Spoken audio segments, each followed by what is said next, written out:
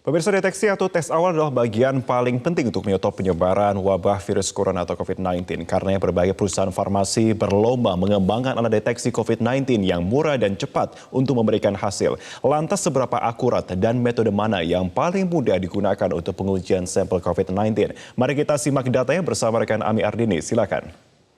Ya, terima kasih Marvin. Pemirsa, memang persoalan mengenai tes virus corona ini menjadi persoalan yang dihadapi oleh hampir setiap negara yang saat ini dilanda pandemi COVID-19. Nah, mengingat persebarannya yang begitu agresif atau cepat, kini selain social distancing, deteksi dini juga dianggap sebagai kunci untuk memutus mata rantai penyebaran virus corona. Nah, sayangnya akses masyarakat kepada tes virus corona ini masih terbatas. Bahkan, jika banyak warga yang tidak terdeteksi terinfeksi atau ternyata tidak diketahui bahwa mereka adalah carrier dari virus ini artinya resiko kematian dan juga penularan pun menjadi jauh lebih besar. Nah, idealnya untuk melihat berapa banyak penyebaran di dunia, kita akan bisa lihat dari berapa tes yang sudah dilakukan di setiap negara. Kenyataannya, tidak ada data resmi dari WHO terkait jumlah tes COVID-19. Tapi kita akan lihat sejumlah data yang berhasil dikumpulkan oleh COVID Tracking Project. Ini dia ada beberapa gambaran, ada beberapa negara yang merilis secara resmi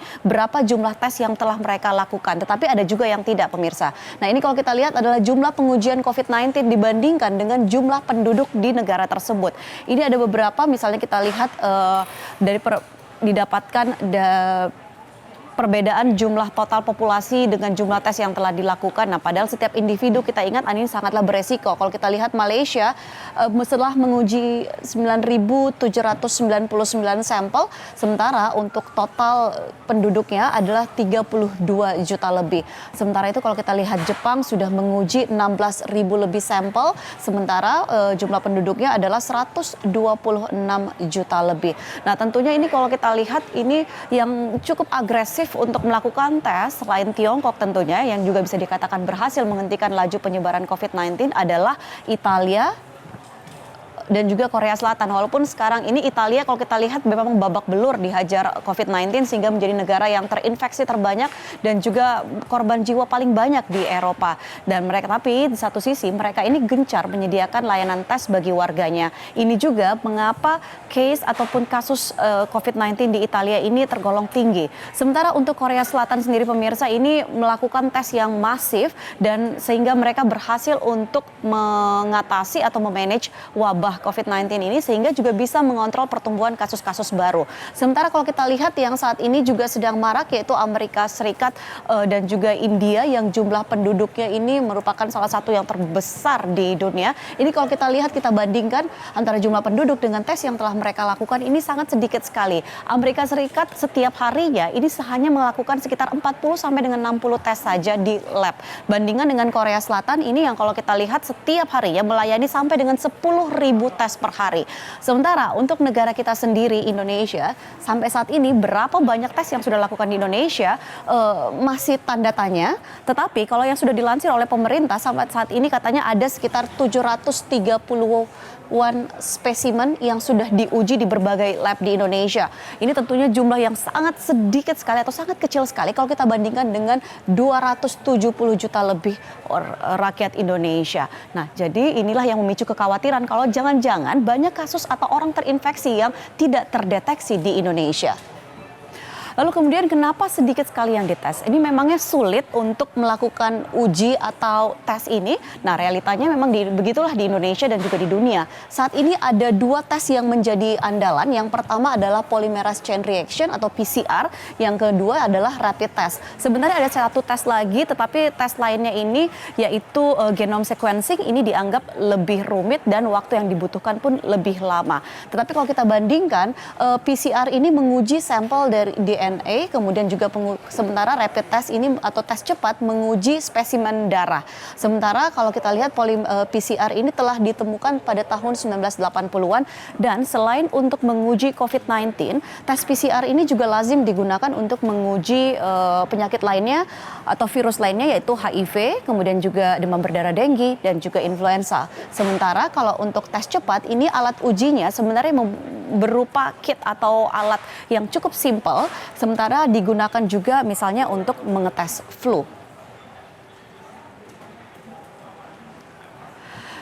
Ya, kalau kita lihat sebenarnya apa yang paling mendasar dari kedua tes ini perbedaannya adalah sampel yang dikumpulkan untuk melakukan tes. Kalau kita lihat, kalau untuk tes PCR ini mengambil cairan di bagian belakang kerongkongan dan inilah kemudian yang diuji dan dibawa ke lab dan di lab kemudian spesimen ini diekstraksi RNA-nya dan kemudian diubah menjadi DNA. Baru kemudian diuji PCR. Nah, dari materi yang diuji ini kemudian dicocokkan antara DNA si materi itu dengan DNA atau materi yang terkandung dalam coronavirus. Nah, ada 30.000 lebih materi yang kemudian harus dicocokkan sehingga bisa dari situlah dijadikan temuan apakah memang positif atau negatif virus corona.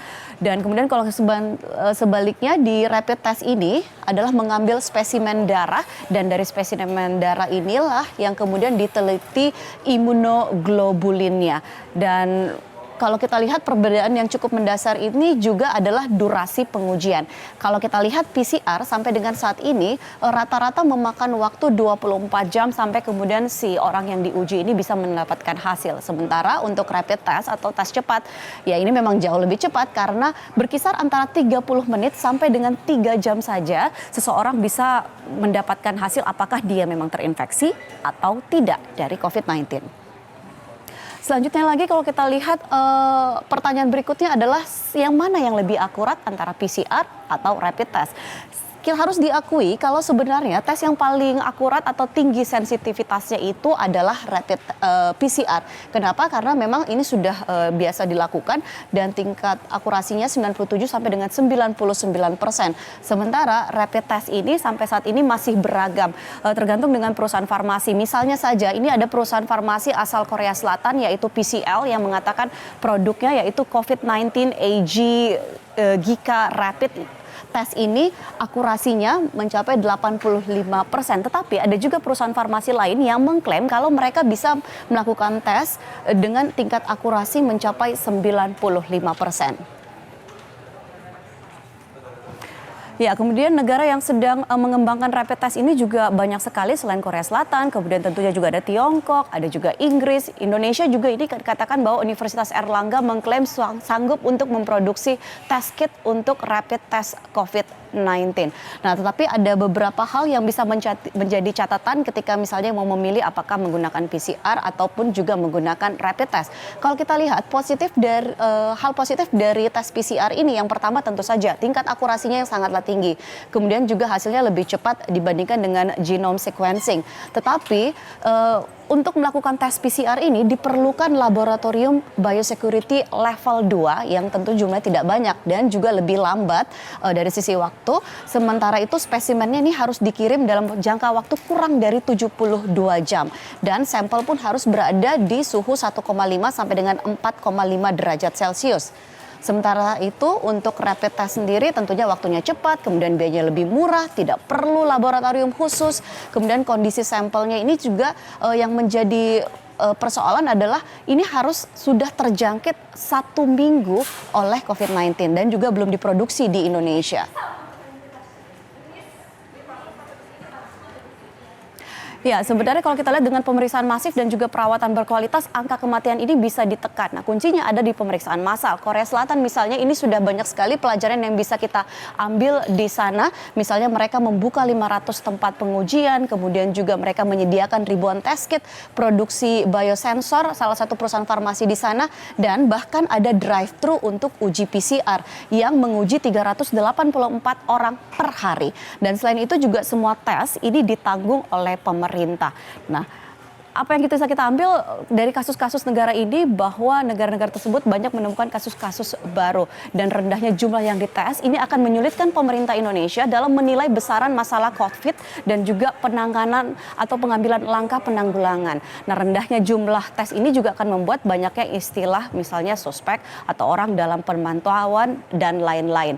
Dan untuk diketahui apakah mereka memiliki virus apa tidak. Padahal resiko Indonesia atas COVID-19 ini bisa dikatakan cukup tinggi karena Indonesia ini merupakan pintu masuk dari ataupun tinggi sekali arus perpindahan ataupun juga arus lalu lintas antar penduduk dan juga antar kota. Nah, selain itu tentunya juga pemerintah harus mempertimbangkan hal-hal lain termasuk juga kapasitas, jejaring lab, lalu tenaga, teknisi dan juga ketersediaan reagen. Semakin banyak orang yang dites akan semakin jelas gambaran medan perang yang dihadapi sehingga langkah atau strategi yang diambil pemerintah pun tidak akan keliru karena keselamatan dan kesehatan penduduk seharusnya memang menjadi prioritas negara di saat bencana mengancam. Demikian fact check kali ini, kembali ke Anda Marvin. Terima kasih untuk pemaparan ya Ami Ardeni.